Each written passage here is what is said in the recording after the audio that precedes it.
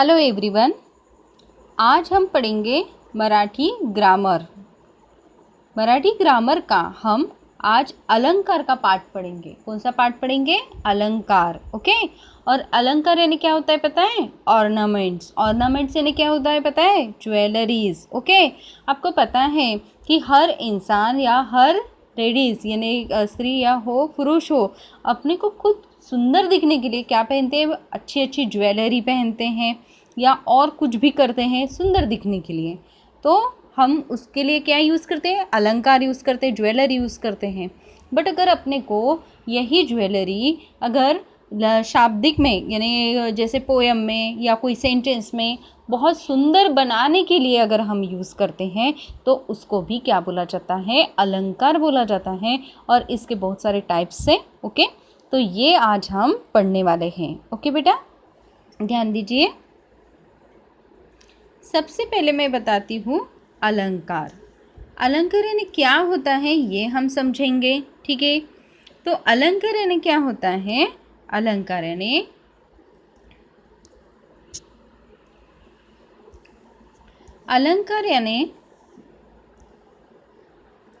अलंकार म्हणजे दागिने। ठीक आहे। अलंकार म्हणजे दागिने आणि आपण अधिक सुंदर दिसावे म्हणून स्त्री पुरुष दागिने किंवा काय वापरतात? आभूषणे घालतात। ये हो गया अलंकार का टाइप है। ठीक है। इसको बोलेंगे अलंकार। ओके। ये अलंकार की डेफिनेशन। बट भाषिक अलंकार अपने को सीखना है। क्या सीखना है अपने को? भाषिक अलंकार सीखना है। यानी भाषिक अलंकार यानी क्या होता है ये हम पढ़ेंगे। ये हमारे लिए इम्पॉर्टंट है। तो आपली भाषा अधिक सुंदर आणि अधिक परिणामकारक, अधिक आकर्षक होण्यासाठी यानी अपनी जो लैंग्वेज है वो बहुत सुंदर, बहुत परिणामकारक यानी किसी बोलते समय दूसरे के ऊपर क्या होना चाहिए? बिल्कुल इफ़ेक्ट होना चाहिए। अधिक आकर्षक यानी बहुत ही ग्रामेटिकल ऐसी अगर होती तो उस वर्ड्स को या उस सेंटेंस को क्या बोला जाता है? भाषिक अलंकार बोला जाता है।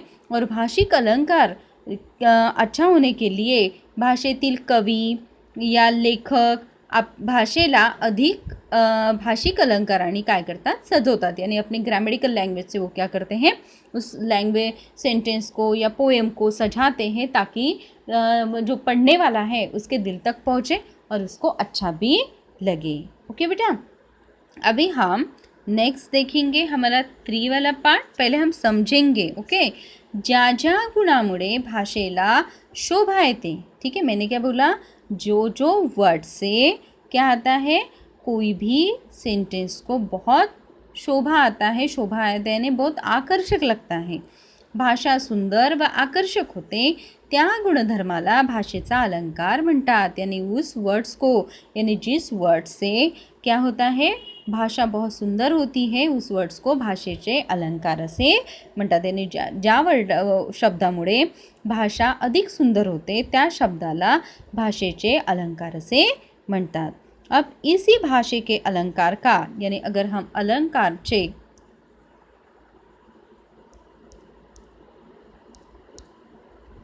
अभी हम क्या करेंगे? अलंकार के 2 टाइप्स पढ़ेंगे। ओके। अलंकार के क्या है? 2 टाइप्स है। ये मेन टाइप्स है बेटा, ये ध्यान दीजिए। अलंकार के 2 टाइप्स है। ओके।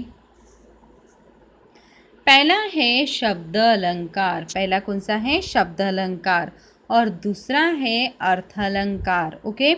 इन दोनों अलंकार के और सब टाइप्स होते हैं और वो सब टाइप्स हम क्या करेंगे?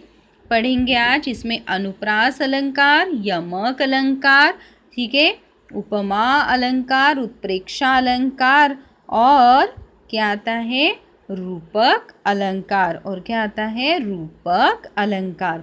ये तीनों भी अलंकार अपने को पढ़ने हैं। ठीक है। बट अपने को क्या करना है?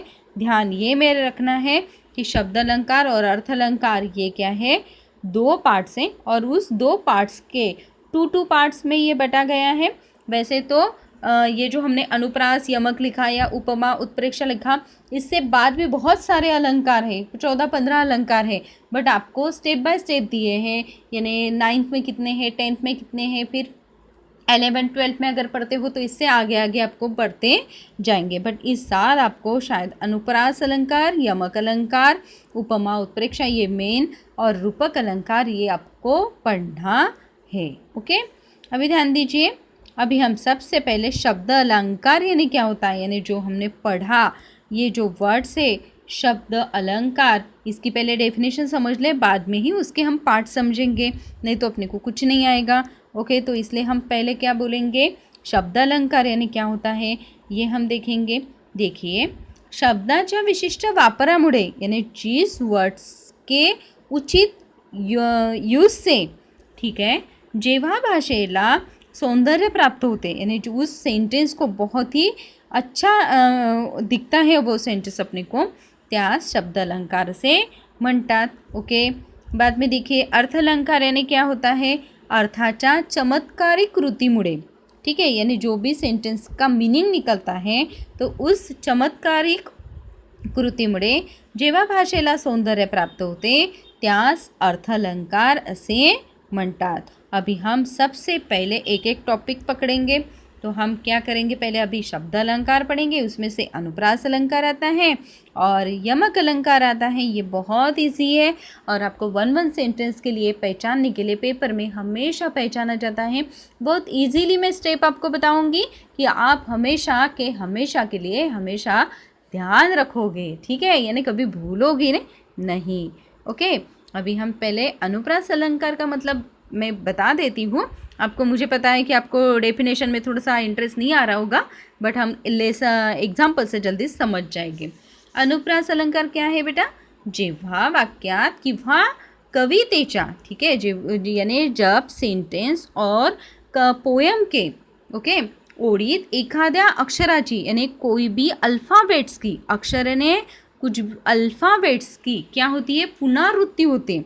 पुनरावृत्ति यानी रिपीट वर्ड, रिपीटेशन यानी जिस वर्ड की रिपीटेशन होती है त्यास अनुप्रास अलंकार म्हणतात। ओके, यानी सेंटेंस में या पोएम में अगर एक लाइन में एक वर्ड्स बार बार रिपीट हो रहा है तो उसको अनुप्रास अलंकार बोला जाता है। कितना इजी है ना। अभी ध्यान दीजिए, मैं एग्जाम्पल से आपको बताती हूँ, एग्जाम्पल सब ध्यान से देखिएगा। अब देखो, गडद निळे भरुणी आले, शीतल तनु चपल चरण अनिलग्न निघाले। ठीक है, तो ये क्या है अपना, ये एग्जाम्पल है। अभी इसमें अनुप्रास अलंकार है, ये कैसे समझेगा, ये आपको क्वेश्चन गिरा होगा। ओके, तो इसमें ध्यान दीजिए, मैं आपको बताती हूँ, बिल्कुल बारकाई से देखिए। गडद निड़े भरुणी आले, इसमें देखिए कौन सा वर्ड्स आपको रिपीट होते हुए दिखाई दे रहा है, ये बताइए पहले मुझे। आप सोचिए इसमें कौन कौन सा वर्ड जो है वो क्या आया है, रिपीट में आया है, ये बताइए। इसमें क्या है, लास्ट में देखिए, गडद निड़े भरून आले, ठीक है, भरून आले, शीतल तनु चप्पल चरण अनिलग्न निघाले। अब अगर आपने इस वर्ड को अगर ध्यान से देखा, ठीक है, आपने इस वर्ड्स को ध्यान से देखा तो आपको ये समझ में आएगा इसमें ल नीचे वाले लाइन में क्या है, ल क्या हुआ है, फिर से आया है, ठीक है, रिपीट है। अभी ध्यान दीजिए, मैं बताती हूँ आपको कि रिपीट कैसा हम निकालेंगे। देखिए एकदम यहाँ पे ल है, ओके, यहाँ पे ल है, यहाँ पे भी ल है, ओके, यहाँ पे भी ल है और यहाँ लास्ट में भी ल है। ठीक है, तो ये वर्ड्स क्या आया है, रिपीट आया है, ल। तो इसीलिए ये क्या हुआ, अपना अनुप्रास अलंकार हुआ। ओके, समझ में आया, कितना इजी था, है ना। यानी जो अल्फ़ाबेट्स यानी वर्ण, ओके, ये जो रिपीट होगा, जो ज़्यादा से ज़्यादा रिपीट होगा, तो अगर आप ऐसा आया सेंटेंस में तो आप बिल्कुल आंखें बंद करके समझ लेना कि ये अनुप्रास अलंकार है। और पहचानने के लिए बोला तो अनुप्रास अलंकार पट से आपको 1 मार्क मिल जाएगा। ओके, अभी हम देखेंगे यमक अलंकार। आपको पता है यमक अलंकार यानी क्या होता है, राइमिंग्स वर्ड। आप हमेशा इंग्लिश की पोएम में राइमिंग्स वर्ड 2 मार्क के लिए क्वेश्चन आता तो पोएम के लास्ट वर्ड क्या करते हो, लिखते हो, तो उसी को मराठी में यमक अलंकार बोला जाता है। बिल्कुल ईजी है, इसका भी आंसर देखिए, इसका भी समझा के देखते हैं हम। जेव्हा कवितेच्या ओळीमध्ये शेवटचे अक्षर किंवा शब्द सारखे येतात तेव्हा त्यास यमक अलंकार म्हणतात। ठीक है, यानी यमक अलंकार यानी क्या, बिल्कुल सिंपल, पोयम के लास्ट वाले जो वर्ड्स है वो सेम अगर लास्ट वाले स्वर वाले प्रोनाउंसिएशन में आते हैं तो बस वो आपका यमक अलंकार हुआ। अनुप्रास अलंकार यानी क्या, पूरे सेंटेंस में जो अल्फ़ाबेट रिपीट हो रहा है, वर्ण शब्द नहीं बोल सकते हम, जो वर्ण है वो रिपीट होता है उसको अनुप्रास अलंकार बोलते हैं। और यमक को क्या बोलेंगे, पोयम के लास्ट लाइन में जो वर्ड्स रिपीट आते हैं उसको हम बोलेंगे यमक अलंकार। ठीक है, अब हम एग्जाम्पल देकर समझेंगे। अभी ध्यान दीजिए, मैंने यहाँ पे अनुप्रास अलंकार का भी उदाहरण दिया है आपको और यमक का भी उदाहरण दिया है। पहले हम अनुप्रास अलंकार का बताती हूँ मैं, यानी आपको कन्फ्यूजन नहीं होगा। काकीने, काकाचे, कामाचे, कागद, कात्रीने कापले। ठीक है, तो इसमें मैंने अंडरलाइन करके दिखाई आपको। पहले वर्ड में का, दूसरे वर्ड में का, तीसरे वर्ड में का, चौथे वर्ड में का, पांचवें वर्ड में भी का और लास्ट में भी का। तो यहाँ का आया, इसलिए क्या हुआ, अनुप्रास अलंकार हुआ, इसलिए कन्फ्यूजन नहीं होना। अभी आपको समझा होगा सबको, बिल्कुल ईजी लैंग्वेज में बताया मैंने। और अभी यमक अलंकार किसको बोलेंगे ये हम समझेंगे। देखिए, सुसंगति सदा घड़ो, सुजनवा के कानी पढ़ो। अभी ध्यान दीजिए, लास्ट के घड़ो पढ़ो यानी क्या है, राइमिंग्स वर्ड से रिपीट आया है डो। पढ़ते पढ़ते बिल्कुल ऐसे लगता है इंग्लिश में हम पढ़ते हैं सन, मून, सन, कन, है ना, टॉप, मॉफ। ओके, तो ऐसे जो वर्ड्स होते हैं तो इसी वर्ड्स को क्या बोला जाता है, यमक बोला जाता है। समझा आपको सभी को, ये क्या हो गया बेटा, यमक अलंकार हो गया। आज के लिए इतना ही, और मुझे लगता है कि आपको ये वीडियो बहुत अच्छा लगेगा, तो लाइक और सब्सक्राइब करना नहीं भूलना। ओके, और अगर अच्छा लगे तो आप उसको शेयर भी कर सकते हैं। आगे के नेक्स्ट वीडियो में हम अर्थ अलंकार का पार्ट पढ़ेंगे, जो हमने शब्द अलंकार का भी बताया, तो हम नेक्स्ट वीडियो में अर्थ अलंकार का पढ़ेंगे। उसमें उपमा, उत्प्रेक्षा और रूपक, इसके बारे में हम पढ़ेंगे। Okay, all of you, bye and take care.